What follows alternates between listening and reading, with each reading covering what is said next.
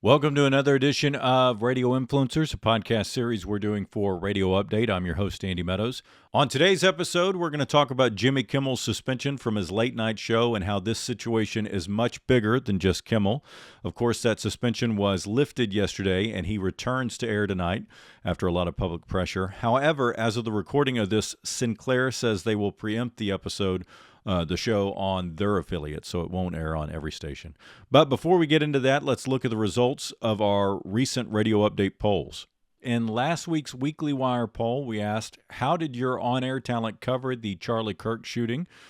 Went in depth and shared opinions was the number one answer with 40.9% of the vote, followed by touched on the facts quickly with 31.8% and didn't mention it at all had 27.3%. So a little over 72% of talent talked about it. On Saturday's Weekend Wire poll, we asked the radio decision makers who get our newsletter something that certainly relates to our ep today. Do you agree or disagree with the decision to suspend Jimmy Kimmel? 54.2% said they disagreed, while 45.8% said they agreed with the suspension, so a slight minority. By the way, if you aren't subscribed to our Radio Update newsletters, you can do so by going to the homepage and clicking the envelope icon on the right side of the screen. I also have a consulting newsletter that comes out on Thursdays. You can subscribe to by going to radiostationconsultant.com, and you'll see a pop-up within a couple seconds. Both are free. Now let's get into today's episode. If you have any questions or thoughts after watching or listening, email them to me at andy@radiostationconsultant.com or editor@radioupdate.com, and I'll answer them to the best of my ability.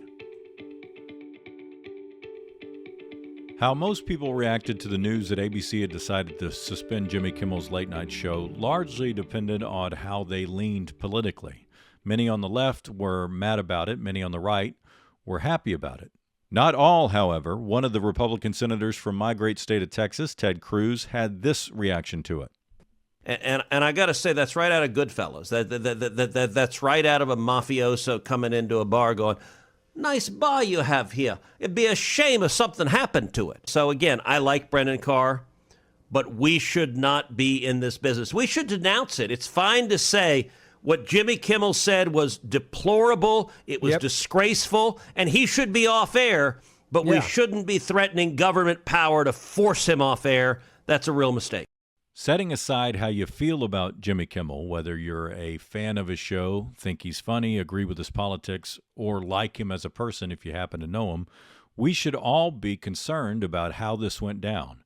Brendan Carr, the commissioner of the FCC, the agency that regulates our industry, radio, as well as television here in the United States, went on a podcast and publicly threatened the license of television stations if they didn't take action against Kimmel. You've probably seen some snippets of this elsewhere, but here are some longer clips of what Carr said. There's a very concerted effort to try to lie to the American people about the nature, as you indicate, of one of the most significant, newsworthy public interest acts that we've seen in a long time.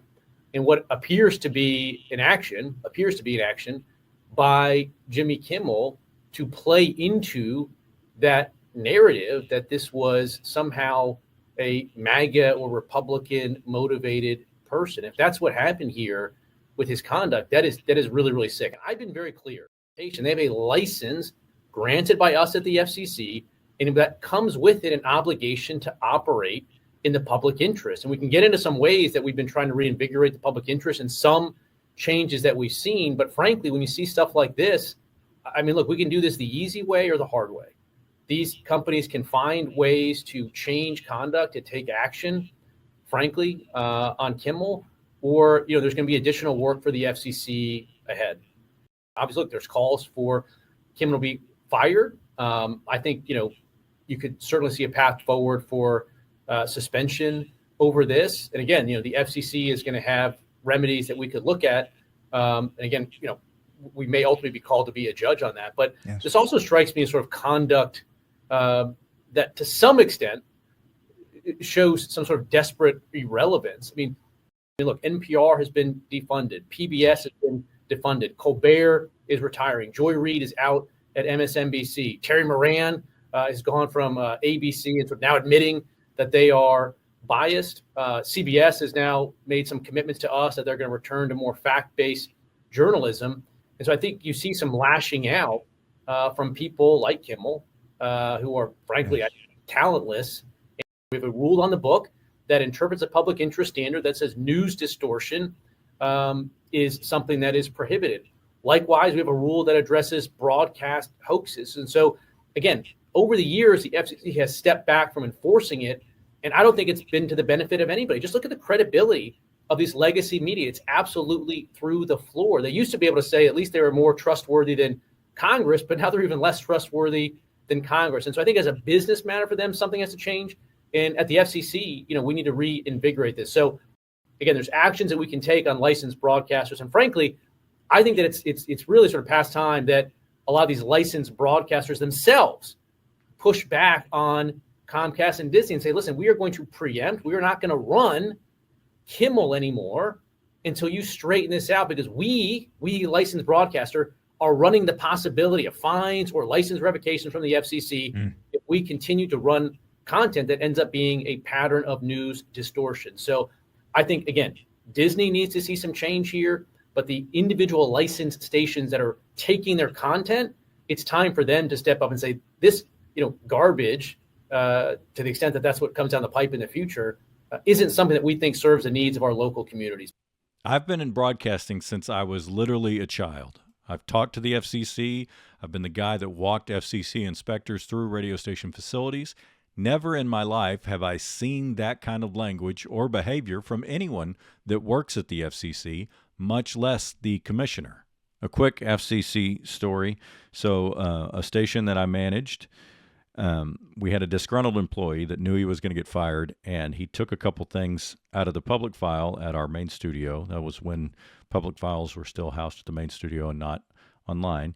And then he reported us to the FCC for not having a complete public file. So we got an inspection from the FCC. I get a call from our manager there, and I have to drive down real quick and meet with the FCC inspector, who was, for the most part, a pretty nice guy. He found the things that were missing in the public file, and I was surprised because it had been there.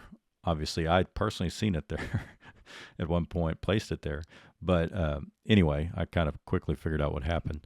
So dinged us on that, but then he also wanted to go see the transmitter side, of course, because he was already there. So I said, you can either follow me or you can hop in the truck. So he hops in my truck, and I drive him out to the transmitter site, which is on a guy's ranch. And as we're driving through the ranch, there is a hog trap that has a deer stuck in it. And the deer's trying to get out. It was a doe adult, but it was in danger of hurting itself trying to get out of this trap. So I start to stop the truck, and the FCC inspector goes, "What are you doing?" And I said, "Oh, this deer, they injure themselves. So when they get caught in these, sometimes they even kill themselves trying to get out. I'm going to let it out." And he was like, "We don't have time for that." And I said, "Well, it might die." And he's like, "Not our problem." So luckily I was able to call the rancher and tell him, and he happened to be on the property and was able to come down and handle it after we drove off. So the deer got out okay, historians well, but I just thought it was interesting how the guy reacted to it. Now, I'm not going to say what the guy's name was, and for the most part, he was a nice guy, and we didn't even end up getting a fine. We were able to remedy the situation and the public file thing and not get fined. But most FCC inspectors and most people that work at the FCC are just the facts, straight up folks, and they have a job to do and do it well. But I just thought that was an interesting thing that happened to me. I have met with other FCC inspectors, and they were much kinder. This is far out of the purview of what the FCC does. While this may seem like a win for people on the right that dislike Kimmel, you have to understand how dangerous of a precedent this sets. Because I assure you that you will not like it when a Democratic administration takes over down the road and does the same thing in reverse. I'm glad that despite their initial decision to suspend the show, that Disney and ABC have decided to bring Kimmel back starting today. Not sure if it's because of the public pressure, but I'm sure that didn't hurt. However, that doesn't change the events that led up to it and the misuse of power from Carr. This is America, and no administration should use the power of the government to force a private company to silence a comedian because they don't like his jokes. This is what happened here, and it should frighten us all. Because even though Kimmel has been, for the moment, reinstated, this is much bigger than Kimmel or Colbert, and we should all push back every single time this happens. Otherwise, we run the risk of working in media companies that aren't only regulated by the government, they're managed by them and only air content they approve of. But I know this is a topic a lot of people have thoughts on, and I want to hear from you. Let me know what you think. Email me at andy@radiostationconsultant.com or editor@radioupdate.com and let me know. And as always, if you have any thoughts you'd like to share on this or any other hot radio topic, email submissions@radioupdate.com. Thanks for watching, listening, and reading. We'll be back next week with a new episode of Radio Influencers. Radio Influencers is a Radio Update production. New episodes are released on Tuesdays at 10 a.m. Eastern.